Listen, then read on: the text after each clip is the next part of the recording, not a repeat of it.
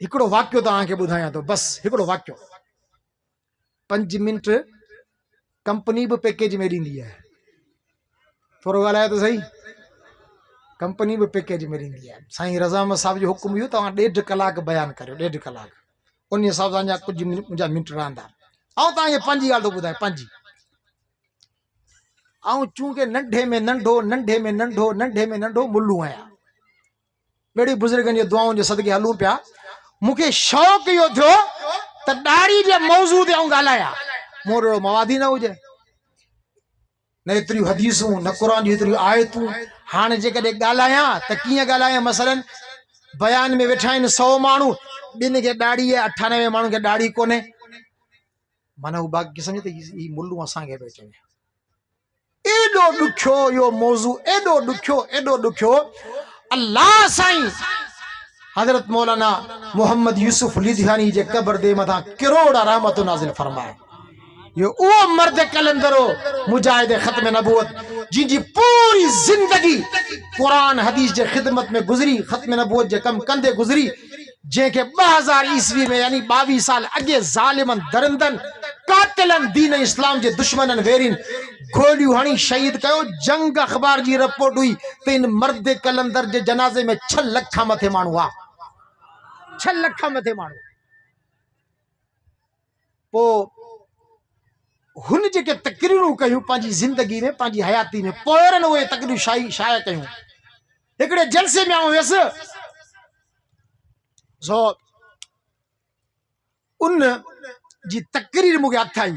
ॿुधो, उन तकरीर में पाण पियो चए त एक अल्लाह वाले को आप सल्लल्लाहु अलैहि वसल्लम की ज़ियारत हुई।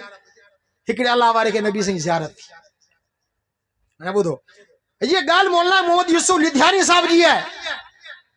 अल्लाह वारे के नबी साईं जी जो ज़ियारत थी त अल्लाह वारो नबी साईं का सवाल पियो करे, चए मुझे तव्हां खां हिकिड़ो सवाल है। पाण साईं जी पुछो, पुछ, कहिड़ो सवाल है?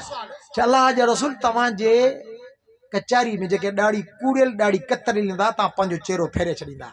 नबी साईं वटि 2 ईरान जा मजूसी आया, मुछूं वॾियूं, ॾाढ़ी कतरियल ऐं ॾाढ़ी घटि में घटि मुठ सुन्नत है। नबी साईं जिन उन्हनि खे चयो त मूंखे अल्लाह जी झल आहे, मनाए, रोक आहे त अहिड़नि माण्हुनि ते ऐं मोहम्मद नज़र करिया जिनजे चेहरनि ते ॾाढ़ी न आहे। हाणे ही बुजुर्ग पूछे पियो, अल्लाह जा रसूल, तव्हां पंहिंजे क़ब्र में हयात आहियो, ज़िंदा आहियो, नबी साईं पंहिंजे क़ब्र में छा आहिनि? ॻाल्हायो त नबी साईं क़ब्र में छा आहिनि? ज़िंदा आहिनि। नबी साईं पाण उम्मतिन जा सलाम ॿुधंदा आहिनि, उन्हनि सलामनि जा जवाब ॾींदा आहिनि, सलात ॿुधंदा आहिनि।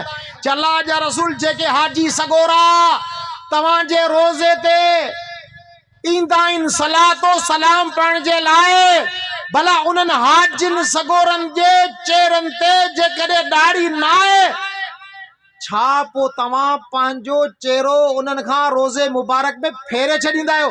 नबी फरमा, हा, उन्हनि खां आऊं पंहिंजो चेहरो मुबारक रोज़े में फेरे छॾींदो आहियां। आऊं 14 सदी जो गुनाहगार, बदकार, ख़ताकार मुल्लू आहियां। हिकिड़े खे चवां, अब ॻाल्हि ॿुध, मूंखे मुंहुं न ॾेखार, पुठी ॾे, केतिरी तकलीफ़ थींदी? हल, केतिरी तकलीफ़ थींदी? जंहिं माण्हू खे नबी साईं चवे थो त न, तू हिन लाइक़ न आहीं जो आऊं तोखे सलाम जा जवाब ॾियां, कलमे वारो केॾो वॾो ॾोह थो। चओ इंशाअल्लाह इहा ॾाढ़ी रखंदासीं। ॻाल्हायो त सही, इहा नबीअ जी सुन्नत आहे। अल्लाह न करे, अल्लाह न करे, अल्लाह न करे, अल्लाह न करे। हर हिकु ईमान वारो गैरती हूंदो आहे। नबी जे ज़ात ते बि गैरत ईंदी आहे त नबी जी सुन्नत ते बि गैरत ईंदी आहे। को माण्हू वॾो अल्लामू आहे, मौलवी आहे, कारी आहे, हाफ़िज़ आहे, आवाज़ ॾाढो सुठो आहे, जेकॾहिं रुगो ॾाढ़ी जो हिकिड़ो वार, तवज्जो, हिकिड़ो वार ॼाणी गुजी पटे गंदे नाले में उछलाए छॾे।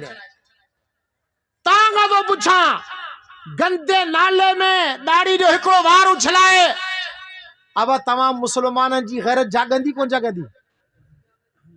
साईं रज़ामत बे दफ़ा इन मुल्ले खे न घुरा, मुफ्तिन खां फतवाऊं वठंदा, नवाब शाह दौर जे बुजुर्गनि खां फतवाऊं वठंदा। हिन नबी जे सुन्नत जी गुस्ताखी कई। केड़ी गुस्ताखी? हिन हिकिड़ो वार पटे गंदे नाले में उछलायो, तुझे दिल में मोहब्बत हुई, मोहब्बत तब्दील थी नफरत में आई, तब्दील थी वही। न नमाज़ूं तो पढ़ी, बटे बयान तो डिलीट करे छड़िया, न उन्हें चेहरो दिसण जे लाइ तैयार। तू तो चवी ही नबी जे सुन्नत जो वडो दुश्मन है, गुस्ताख है, नबी जे सुन्नत जो वडो वेरी है। उन डो कहिड़ो कयो, हिकिड़ो वार पटे गंदे नाले में उछलाई। कलमे वारा कंहिंजी दिल आज़ारी मक़सद ना है, केदे अटैक तनकीद मक़सद ना है। जेके माण्हू ॾाढी कूड़ाईंदा आहिनि, कतराईंदा आहिनि, पोइ शाम जो नज़र डोड़ाइनि फेराइनि त इन्हनि ये वार ॾाढी मुबारक वारा प्या किथे हूंदा। अल्लाह खां दुआ घुरो इन्हनि मुजाहिदनि जे लाइ जिन उथे भी अल्लाह सां इहो वचन कयो त अॼु खां बाद पंहिंजे चेहरनि ते सोणे मुहम्मद जी सुन्नत सजाईंदासीं। अल्लाह इन्हनि खे इस्तिकामत मज़बूती नसीब करे। आमीन चओ, आमीन चओ। हा, बाक़ी सुबुह जो तव्हांखे माण्हू मेणा ॾींदा, ताना ॾींदा, हिकिड़े तकरीर में मुलूं थी अचे, हाणे छा बि चओ, यार सां यारी पक्की थी वई। हाणे मेन नहीं तानन जी परवाह न कजा। नबी साईं जो हिकिड़ो सहाबी हज़रत हुज़ैफा ईसाईं जे तरफ़ मोकिली त वञ मुसलमान जे पारां ॻाल्हियूं करे। नबी साईं मोकिलियो। पहिरीं त हज़रत हुज़ैफा जे साम्हूं सोन जी कुर्सी आंदी वई। सोन मर्दनि जे लाइ हराम आहे। हेठि पट ते वेठो, दस्तरखानो लॻो। हज़रत हुज़ैफा नबी साईं गुलाम परवानो दीवानो आशिक वेठो, मानी पियो खाए। मानी खाईंदे खाईंदे मुंहुं मंझां हिकिड़ो गिरां किरियसि। सुन्नत तरीक़ो इहो त मुंहुं मंझां जेकॾहिं गिरां किरे, खाइण जहिड़ो हुजे त खाइजे, तां त उन गिरां जी बेक़दरी न थी, उन रोज़ी जी बेक़दरी न थी। गिरां किरियल वापसि मुंहुं में विधई। के माण्हू इहे ठू ठई करी छा पियो, वॾनि माण्हू जे दस्तरखाने ते वेठो, माण्हू छा चवंदा, छा सम्झंदा, उन्हनि खे कहिड़ी ख़बर त हिन इहो अमल, इहा अदा सोणे मुहम्मद वारी अपनाई आहे, सोणे मुहम्मद जो सुन्नत न अमल कयो। तॾहिं ख़बर उन जुमिलो कहिड़ो चयो, अतरो को सुन्नत हबीबी लिहाउलाइल हुमका, पंहिंजे यार जे सुन्नत खे इन्हनि बेवकूफ़नि जे करे छॾे ॾियां। चओ सुभान अल्लाह। सुभाणे जेकॾहिं को अहिड़ो तव्हांखे को मेणू ॾे, तानू ॾे, हुज़ैफा साईं जो इहो जुमिलो यादि करियो त पंहिंजे महबूब जे सुन्नत खे इन्हनि बेवकूफ़नि जे करे छॾे ॾियां। अल्लाह खां दुआ आहे, अल्लाह साईं जेके जुमिला चौराया आहिनि, अल्लाह साईं पंहिंजे बारगाह जे अंदरि क़बूल मंज़ूर फरमाए।